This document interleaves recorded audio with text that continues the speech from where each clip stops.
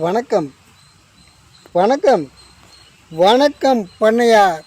இந்த படத்திற்கு கதை, திரைக்கதை, வசனம் எழுதி இயக்கியிருக்கார் கருதுராஜன் அவர்கள்.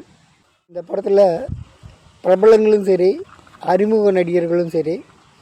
ஆனால் கொடுத்த தொந்தரவுகள் அளவில்லை. அதையும் தாண்டி சமாளித்து இந்த படத்தை முடிச்சிருக்காரு அப்படின்னா அவரோட திறமைக்கு தான் இது பரிசாக அமையும். ஷூட்டிங் முடிஞ்சிச்சு,